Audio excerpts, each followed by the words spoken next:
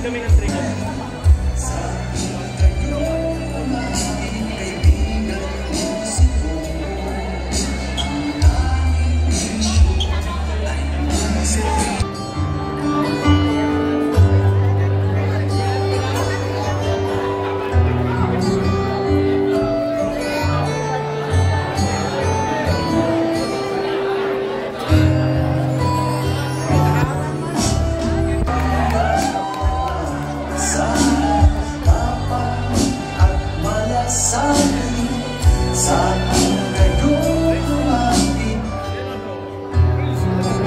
Once again, ladies and gentlemen, let us welcome the arrival of our Senator Christopher Lawrence Bongo Betty Orsho.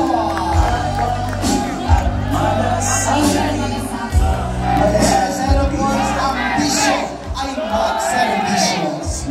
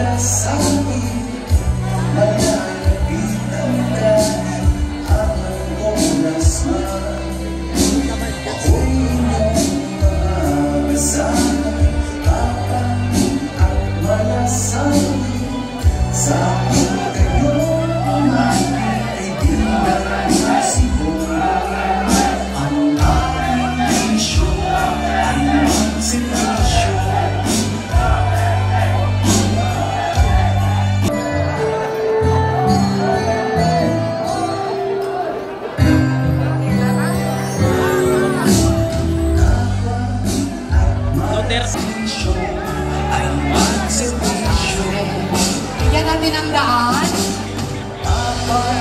At malasakit, malalapitan kahit anong oras man.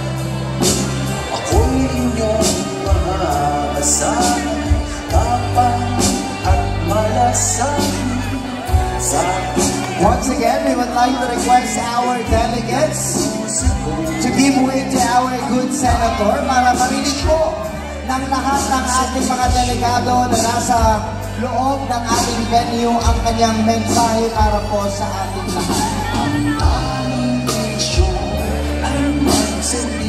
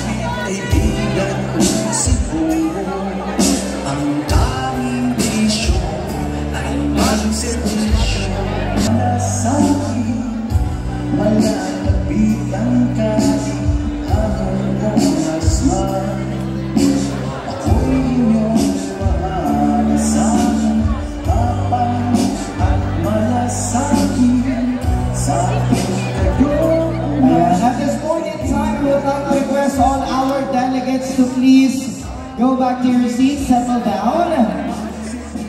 Para marinig natin, partner, ang gustong sabihin ng ating senador. Yan. Ang ating Mr.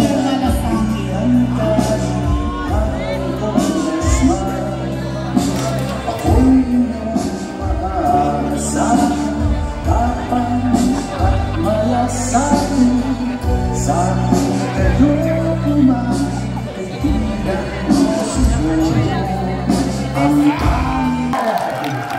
Senator Bongo, bisyo ay more service. Bongo na, Mr. Malasakit, Senador Bongo, bisyo ang magserbisyo. Good day, everyone.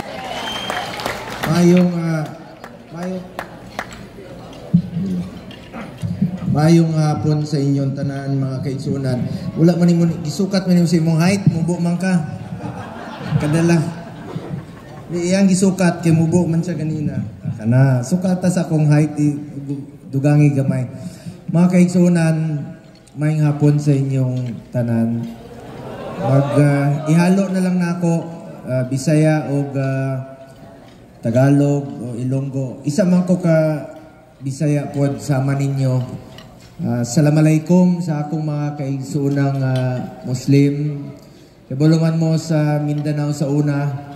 Unsa namo pagpalangga sa inyo ni former President Duterte, mga Muslim.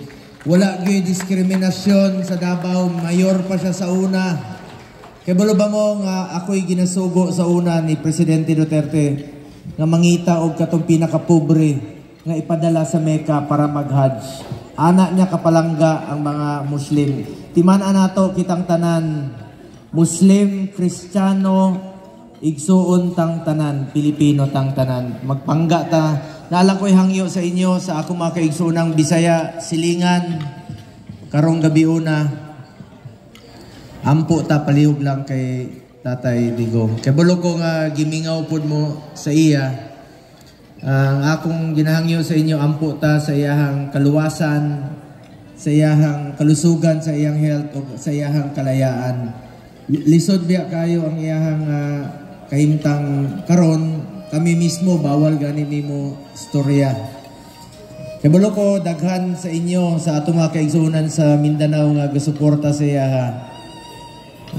Luoy lang ko, kay 80 anyos na gunang former President nato Tatay Digong nga gibuhat lang niya ang iyahang trabaho para sa katawhan, para manay sa kaugmaon sa atong mga anak. Di naman na siya mudagan og pagka-presidente, pero ato man siyang gipugos nga mudagan sa una, gibuhat lang niya yung trabaho. Ang di lang na ako madawat karon nga alam niyo ang Pilipino ang dapat humusga sa kanya, hindi po ang banyaga. Kung naman siya'y nabuhat para sa atong nasod, kamuna'y musga ang Pilipino. Kung nakabakta sa inyong mga anak sa gabi nga dili masakitan o bastuson. Ako, nag-uban mi sa niaging 24 katuig sa trabaho. Puro lang yun na siya trabaho. Di na siya makialam sa among pamulitika. Usaray ang isulti sa ako. Buhata lang ang tama, interes ng bayan at interes ng bawat Pilipino. Hangyo lang ko sa inyo, palihog lang, ampo mo, pagdasal po natin ang kanyang kaligtasan, ang kanyang kalusugan. Daghan na siyang sakit, tinuod man na. Daghan na siyang sakit, dili lalim mapalayo sa atong nasod at his age, 80 years old. Ano? Di naman na mudagan pa. Ilang pugso ng aresto, di ba na mo dagan na? Saan pa pagdagan na 80 anyos? Nagasungkod na gani. Pero, iyag yung isakripisyo, iyang kaugalingon. Kay ingon niya, para manis sa Pilipino. Anak siya, magpangga o katawhan. Ako, I've been with him. Palakpakan nato, si former President. Ito, unang last time nga nagkastorya mi, napasa sa aeroplano, simpleng kinaon lang oh. Moro na nga. Katong isa kasi mana, gipakaon sa iya pan, pakaon siya butter o ham. Di ba na niya paborito? Ang iyang paborito, kaya bala mo unsa? Sardinas o corned beef. O yung ginapangitaw. Itlog mo nang tuloy ang Kung unsa'y kinaon ninyo, mo po na yung kinaon. Huwag yun na nagbago sa iyahang kinabuhi. Simpleng tao. So, hangyo lang ko sa inyo, magkahiusa ta mga taga Mindanao. Di ta muundang hanto dili nila ipauli. Kung kaya nila ipadala sa sulod sa usa ka adlaw, dapat kaya po nila ipauli dire si Tatay Digong. Hangyo ko sa inyo, mga kaigsuunan. Tabangan nato si Tatay Digong. Salamat kayo sa inyong pagpangga sa yaha. Salamat kayo sa inyong suporta sa niaging tuig sa yaha. Mga kaigsuunan, di man ako masulti na isang maligayang gabi sa inyong lahat. Kay mingaw kayo ko. Nalang ko hangyo sa inyo. Mag-iusa ta. Magkanang dili na nato dugangan pa. Huminahon po tayo sa Tagalog pa na I'm calling for peace and unity. And of course, unta ako Bisaya ko nga taga Davao Region. Kinsa Ilonggo sa inyong ani? Linte damo sa parinti ko man may Ilonggo. Bisaya ko pero ang mga Ilonggo ako nang igagaw. Kaya ang tawag sa inyo Ilonggo, ang pangalan ako Bong. O di igagaw na. Kinsay taga South Cotabato? Ayun, maayong gabi. Kinsay taga North Cotabato? Daghan rin taga North Cotabato. Kaya balo mo, mga taga North Cotabato, silingan lang ta. Mayor pa si Mayor Duterte sa una, Bukidnon, North Cotabato, o ang Davao City, tri-boundary na. Mag-uuban pa ni Mayor Duterte sa kaiming helicopter diha. Sus, nasaag man ni. Pagsaag na mo, dili pa man na uso ng GPS sa una. Ingon niya, Bong, nauga daw dito, pamutana daw diha, asa na mata, sa Buda pa bata o naanata sa Arakan, North Cotabato. Sus, pag naog na mo, ninamay niya nyagit. Ano itong mga bata? Chaper. Ingon ni Mayor, mga Ilonggo gud niyo kay Chaper. Inaanata sa North Cotabato atong panahon na. Ako lang na inumduman, gimingaw lang ko kay sige biya diha sa inyong lugar sa una, South Cotabato, North Cotabato. Kinsa sa inyo mga taga-Sultan Kudarat? Ang gabi, Assalamualaikum po sa akong mga kaigsoon na Muslim. Sarangani! Ang gabi, regards ko sa mga kay Governor Pacquiao and of course sa akong kaubanan. Classmate man ni sa 18th Congress ni Senator Manny Pacquiao. Ato pong pakpakan si Senator Manny Pacquiao. And of course, niya dire karon ng atong pinalanggang mayor sa General Santos, si Mayor Lorelai Pacquiao. Ato pong pakpakan, palihog lang. O of course, ang iyang bana, former congressman, ang akong kadua sa basketball, ako yaw. Kani siya, shooter yun ni kayo. Ang atong pinalanggang kapitan, Bobby Pacquiao. Ato pong pakpakan, palihog lang. And of course, ni adere po ang anak sa akong amigo. Dugay na akong amigo ni. Isa ka tinuod po nga amigo. Ang iyahang anak, ang atong maabot na kongresista, si Micaela Romero. Ato pong pakpakan. Halos kuan lang sila. Pareho lang silang edad sa iyahang papatanawon. Mura lang silang igsuon, di ba? Pero antigo na ka magbisaya, ma'am? Gamay na, jutay lang, gamay lang. Pag tuon, kay taga Sarangani na biya ka, taga Jensa na pud ka. And of course, ang akong kagawad nato, no, igsuon ni Senator Batok, kagawad Wenky De La Rosa, atong pakpakan, palihog lang. Nalang ko'y hangyo sa inyo, tabangi in taon ninyo si Senator Bato De La Rosa po, ang akong katapad partner sa Senado. Kana siya, gibuhat po niya ang tanan para sa kaugmaon sa atong nasod. Pakpakan nato Senator Bato De La Rosa. Hangyo lang ko sa inyo, tabangi yun ninyo, palihog lang. And of course, ang atong board member Jessica D, National President, ang atong Regional Director Rochelle Mahinay, ang atong mga kaubanan, no, Liga President sa Sarangani, Board Member Mark Joseph Pacquiao, atong pakpakan. Sir, salamat kayo. Board Member Alberto Pacquiao, Vice President sa Jensan, pakpakan nato. Board Member Andy Jan Donguines, Sultan Kudarat, atong pakpakan. Board Member Neil Ryan Escobillo, South Cotabato, atong pakpakan. Board Member Philips Bilbao, ato pong pakpakan sa Cotabato Province.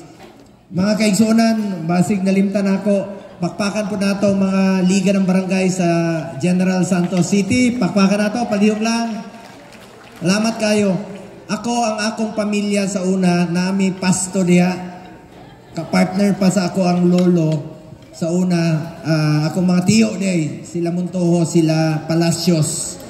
So, duol yun ko sa dughan po sa mga taga General Santos. 1980s nami rancho diha sa una kato sa ila Palacios pa. So, salamat kayo sa inyong suporta. Kanako, una sa tanan, taos puso po ako nagpapasalamat sa pagkakataong makasama kayong lahat sa Liga ng Barangay Region 12 Congress. Ang mabuting pamamahala ay pundasyon ng isang matatag at maunlad na komunidad. Bilang mga opisyal sa ating barangay, hangyo lang ko sa inyo, unahan ninyo permi ang mga kaigsuunan na atong pobre. Full support ko sa atong mga barangay officials. In fact, isa ko sa author sa Senate Bill 2802 kanang extending the term of office sa atong barangay and SK officials. Tinuod lang sa una pa, full support yun ko sa atong mga barangay captains, officials. Kaduha, nga extension sa inyong termino ato itong isuportahan panahon ni Presidente Duterte. O dili ko muundang mo suporta sa inyo kay kasabot ko sa inyong trabaho. Dugay ko nagtrabaho sa City Hall sa una kay Mayor Rodrigo Duterte. Buntag pa lang, kapitan na nasa hagdanan. Paggabi, hangtod muli mi ang kapitan na alang gihapon diha ang kagawad. Kamoy kadaganan sa tanang problema, sunog, pasyente, patay. Mo na matingala sila nako. Nganong mura man kag lokal, mutuyok man ka sunog, baha. Ianad ko sa problema sa ubos. Kasabot ko sa trabaho sa atong mga barangay captain. Asahan niyo po ang aking suporta, mga barangay officials. Abre ang akong opisina para sa inyong tanan. Ayaw mo pagduha-duha o duol sa ako. Itrato lang ko ninyo, nga mura lang ko ninyo silingan o igsuon. Mga kaigsuonan, as chairman sa Committee on Health, Sports o Youth sa Senado, tulo ang akong nahimong prioridad sa health, Malasakit Center, Super Health Center o Regional Specialty Center. Unang-una, Malasakit Center, nanatay 167 ka Malasakit Center sa tibuok Pilipinas. O daghan og Malasakit Center mismo sa Region 12 at tumog Jensen naa. Salamat Mayor Lorelay sa pagsuporta sa inyong mga pasyente. At tumog South Cotabato naa, at tumog North Cotabato naa, at tumog Cotabato naa. Naamoy mga Malasakit Center nga na. Kung naamoy mga pasyente, dili kaya operahan sa inyong lugar. Dadaan ninyo Manila. Sa abot sa ako makaya, pati plite, akong tabangan ang inyong pasyente. Labo na itong mga pobre na wagyo'y kadaganan. Ikaduha, Super Health Center. Lahi po ning Super Health Center. Unsa man eh. Kabulo mo, daghan og lugar sama sa inyong rehiyon. Daghan og lugar ninyo nga lagyo kayong hospital, di ba? Tanawan eh. Tingloy, Batangas, Island. Sa inyo, di ba na may island diha sa inyong lugar? Naibalot Island, di ba? Layo kayo. Ang mga buntis, mga anak sa tricycle, sa bangka, ganin, Batangas, oh. 2 ka oras ang biyahe. Karon na sila yung Super Health Center. Napayusa, kinsa may taga Lake Cebu, gani? Wala taga Lake Cebu? Asa man na, South Cotabato man na. Tanawan ng litrato. Lake Cebu, South Cotabato. Pag-adto na ako dito, pag-abre na mo, naay kapitan o mayor, ingon niya, sir, nalipay mi, bago ka ni abot, giabrihan ang Super Health Center, naay nanganak dere, buntis. Tibuli Tribe, kinsa may Tibuli Tribe gani? No, Tibuli Tribe, di ba? Di ba Tibuli Tribe na? Kaniyo, tanawa mga indigenous people. Lipay kayong kapitan. Ingon niya, sir, kailan mo siguro mo ng kapitan? Ingon niya, sir, pangalan na mo ng bata. Sa imong pangalan, kay bago ka ni abot, gipanganak na ng bata. Paglili na ko, babae man ang bata. Ako, yung saan mo pagpangalan sa ako, laki man ko. Yun niya, sir, why problema na? Amo ng pangalan og Bunga. Ako lang ginashare sa inyo nga ang akong panerbisyo tinuod, mahitabo sa tinuod nga kinabuhi. Ug mao nang akong natun-an kay former President Duterte. Dili siya makialam sa among pamulitika. Isa ray gitugon niya sa ako sa una pag nahimo ko senador. Yun niya, Bong, buhata lang unsay tama para sa Pilipino. Just do what is right. Interes ng bayan, interes ng Pilipino. ug baw na nga akong ipadayon buhaton pag abot sa panahon. Di na ako sayangon tong nasugdan ni former President Duterte. Karon naay itukod na kapin 700 ka super